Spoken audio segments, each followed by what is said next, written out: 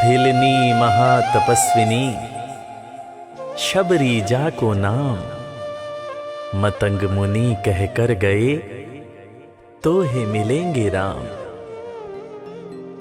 सोने की चिड़िया मां भारती और सत्य सनातन धर्म के सबसे आदर्श पुरुष मर्यादा पुरुषोत्तम भगवान राम, जो वर्षों की तपस्या के बाद ऋषि मुनियों को भी नहीं मिलते, मगर एक भीलनी शबरी के घर स्वयं चल के आके न सिर्फ दर्शन देते हैं बल्कि उस भीलनी के जूठे बेर भी खाते हैं। और बाबा तुलसी ने क्या खूब कहा है कि प्रबल प्रेम के पाले पड़कर प्रभु का नियम बदलते देखा, अपना मान भले टल जाए भक्त का मान न टलते देखा। भाव नहीं तो कुछ भी नहीं है, लाख करो गुणगान, भाव के भूखे हैं भगवान, भाव के भूखे हैं भगवान।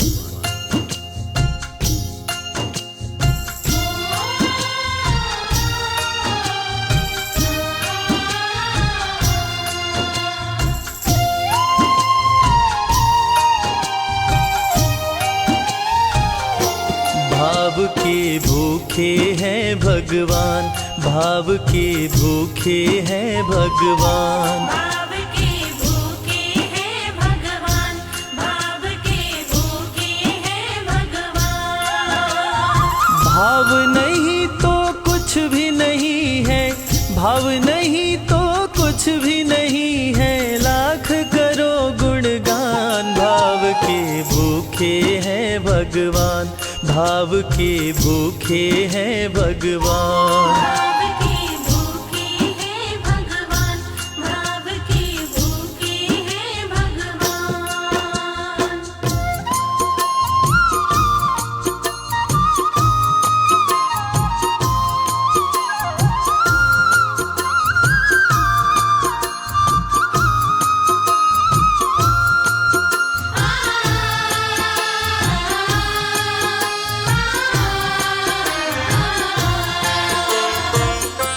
एक थी शबरी भक्तन, न्योछावर करके तन मन, मतंग मुनि के संग में करती थी प्रभु का कीर्तन।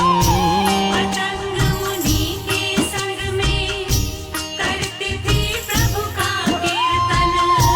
बागों से चुन चुन लाती, प्रभु को फूल चढ़ाती, गंगा के पावन जल से रोज स्नान कराती।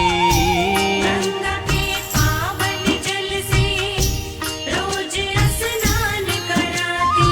चरण धो के श्री राम का करती, चरण धो के श्री राम का करती, चरणामृत का पान। भाव के भूखे हैं भगवान, भाव के भूखे हैं भगवान। भाव के भूखे हैं भगवान, भाव के भूखे हैं भगवान।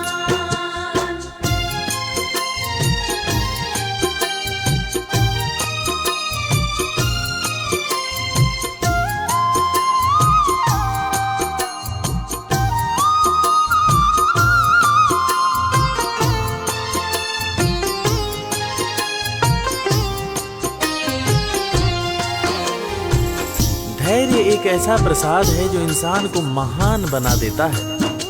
मतंग मुनि मां शबरी से कह गए कि शबरी तेरे दरवाजे राम जरूर आएंगे, और शबरी ने 10,000 साल तक प्रतीक्षा किया। शबरी को देखने वाले न सिर्फ उसे पागल कहते थे बल्कि कहते थे, ये कौन दिखात कुटी मां नारी ते उत जाती है मूद भरी, छिन भीतर बाहर होत छिना सुख सो नहीं बैठत एक घड़ी, यही के तन में कछुपीर भई ये वियोगिन मानस माहि जरी, अब जान पड़ी रघुनाथ के प्रेम की मूर्ति रूप ये है शबरी। मतंग शबरी को बताए, बहु भांति समझाए, सबर कर कुछ दिन शबरी, मिलन के दिन अब आए। सबर कर कुछ दिन शबरी, मिलन के दिन अब आए। राम जी तुमसे मिलेंगे मेरी कुटिया में आकर, शबरी को धैर्य बंधा कर समाधि लिए गुरुवर।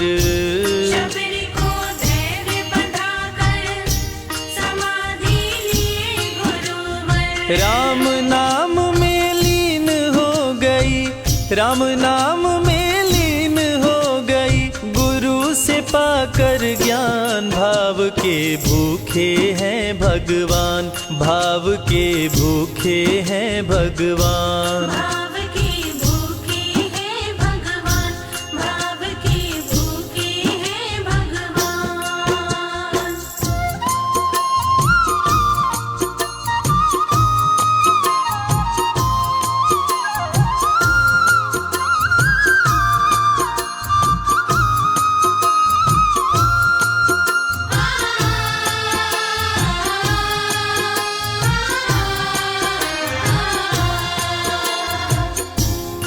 माँ शबरी के गुरु महामुनि मतंग जब अपने नश्वर शरीर का त्याग कर रहे थे, तब माँ शबरी ने उनसे पूछा, हे गुरुवर, मुझे मेरे राम कहाँ मिलेंगे?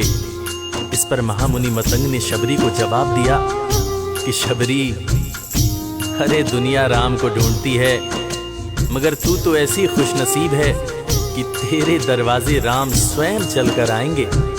माँ शबरी को अपने गुरु की बातों पर अटूट विश्वास हो गया।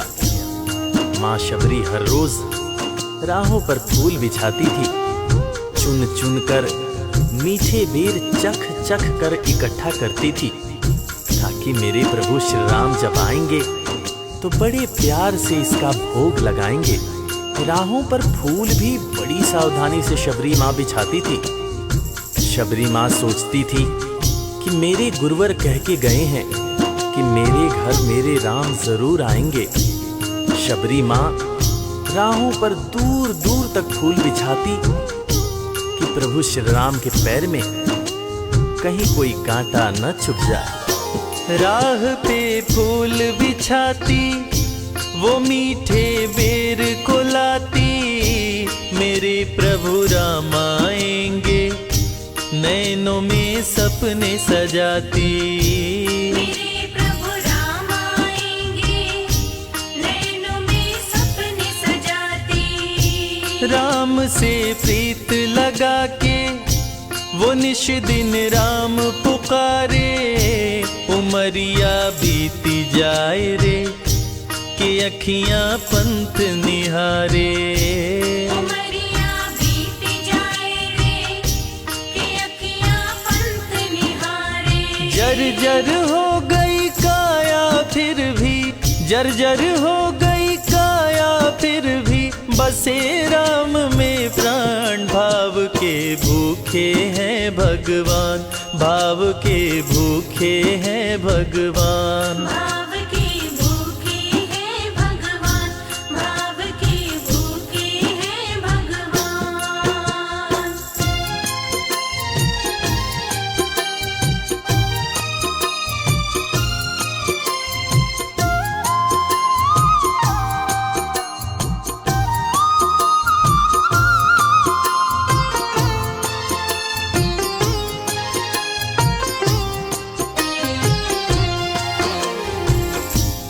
समय समय के साथ बीतता गया। माँ शबरी अब बूढ़ी हो गई। माँ शबरी की उम्र जैसे जैसे बढ़ती गई, प्रभु श्री राम के प्रति उसका प्यार और भी ज्यादा गहरा होता गया।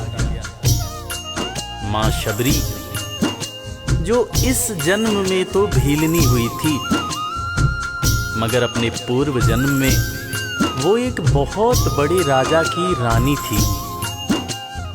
प्रयागराज, जहां पर कुंभ का मेला लगता है, एक बार वो अपने राजा के साथ उसी कुंभ के मेले को देखने पहुंची। अपने पूर्व जन्म में भी मां शबरी को प्रभु श्री राम से उतना ही ज्यादा प्यार था। उस वक्त रानी ने अपने पति से ये इच्छा जताई कि मैं बाहर जाकर संत महात्माओं के साथ भजन कीर्तन करूंगी, जिस पर उसके राजा पति ने ये कहकर मना कर दिया कि एक महारानी को इस तरह के छोटे लोगों के साथ बैठना शोभा नहीं देता। ये बात महारानी के हृदय में चुभ गई। महारानी ने गंगा के पानी में जाकर अपने प्राण त्याग दिए और ईश्वर से कहा, हे मेरे प्रभु, हे मेरे राम, इस जन्म में तो आपने मुझे बहुत खूबसूरत बनाया है, अगले जन्म में चाहे मुझे कुरूप बना देना। इस जन्म में आपने मुझे उच्च कुल में जन्म दिया है, अगले जन्म में चाहे तो मुझे भीलनी बना देना। मगर हे प्रभु, मेरा अगला जन्म जब भी हो, मुझे ये सौभाग्य जरूर देना कि मैं तुम्हारे नाम को जपूं, मैं तुम्हारा नाम लूं, मुझ पर कोई बंधन ना हो। वो राजकुमारी अगले जन्म में माँ शबरी बनी, वही माँ शबरी जो कुटिया में प्रभु श्री राम की राह देख रही थी। वो सुंदर आसन लगा के स्वच्छ कुटिया को सजा के राह आंचल से बुहारे प्रभु का ध्यान लगा के। राह आंचल से बुहारे प्रभु का ध्यान लगा के। और ना अब तड़पाओ राम मेरे, आ भी जाओ, दरस बिन शबरी व्याकुल, राम मेरे दरस दिखाओ। दर्श बिन शबरी व्याकुल, राम मेरे दर्श दिखाओ। दरस की आस लगी मेरे प्रभु जी, दरस की आस लगी मेरे प्रभु जी, पूर्ण करो अरमान। भाव के भूखे हैं भगवान, भाव के भूखे हैं भगवान। भाव के भूखे हैं भगवान, भाव के भूखे हैं भगवान।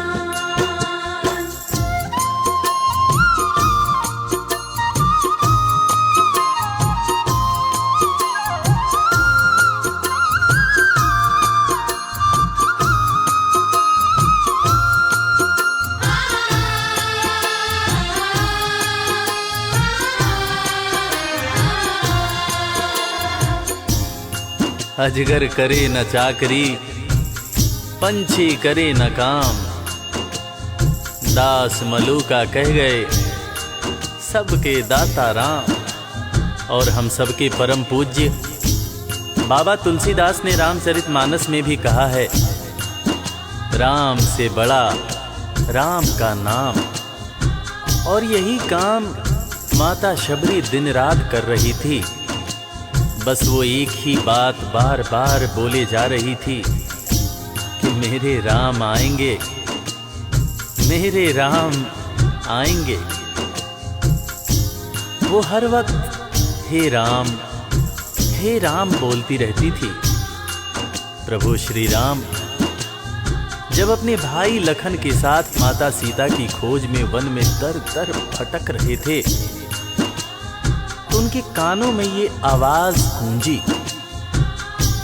उन्होंने अपने भाई लखन से कहा, प्रिय अनुज, ध्यान से सुनो।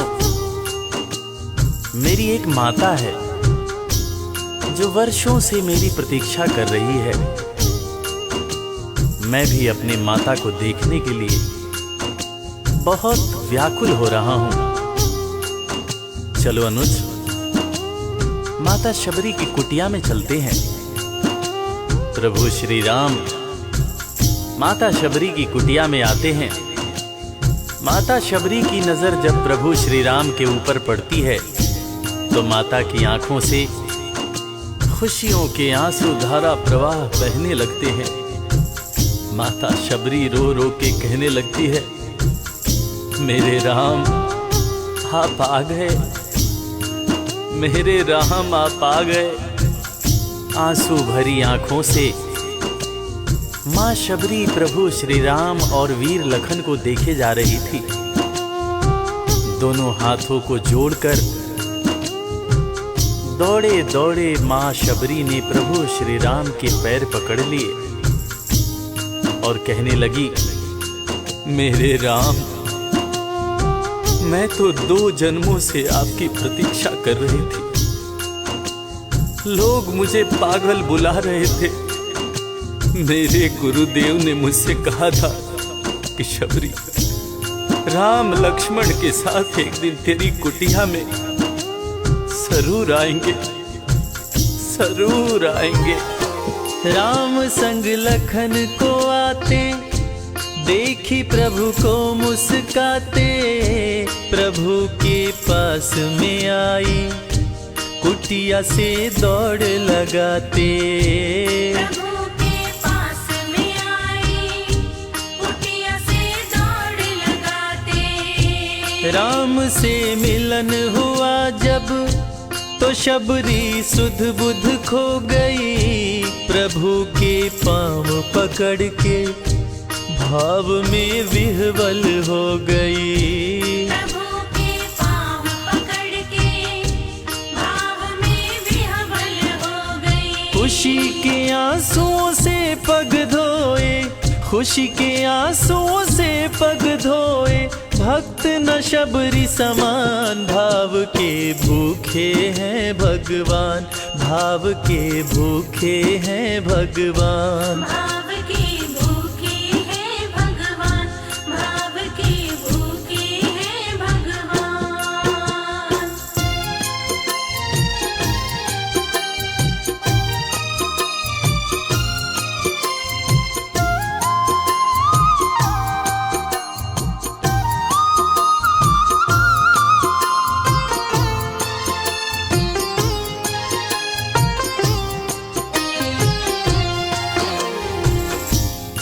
मित्रों, मैं रविराज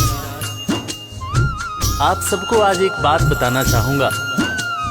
वो बात जो मुझे मेरे गुरुदेव फरीद हसन खान साहब ने बताई है, और वो बात ये है कि ईश्वर को हमारी जरूरत नहीं है, हमें ईश्वर की जरूरत है।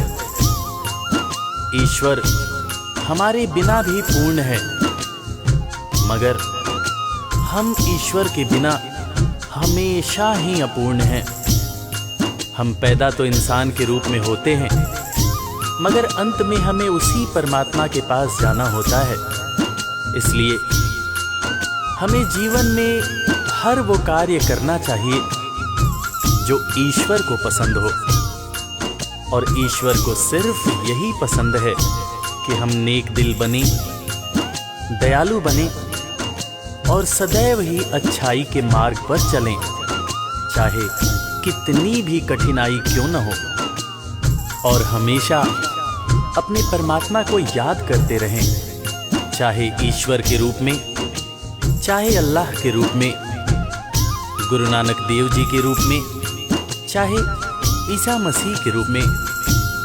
जो भी इंसान ईश्वर को याद रखता है, वो कभी जीवन में किसी का बुरा नहीं कर सकता।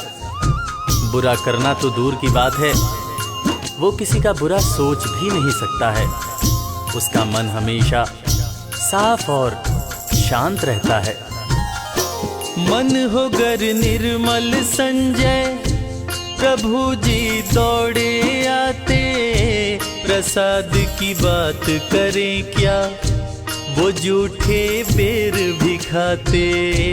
प्रसाद की बात करें क्या, वो झूठे बेर भी खाते। बात है सच्ची लेकिन हम सब, बात है सच्ची लेकिन हम सब इससे हैं अनजान। भाव के भूखे हैं भगवान, भाव के भूखे हैं भगवान। भाव के भूखे हैं भगवान, भाव के भूखे हैं भगवान।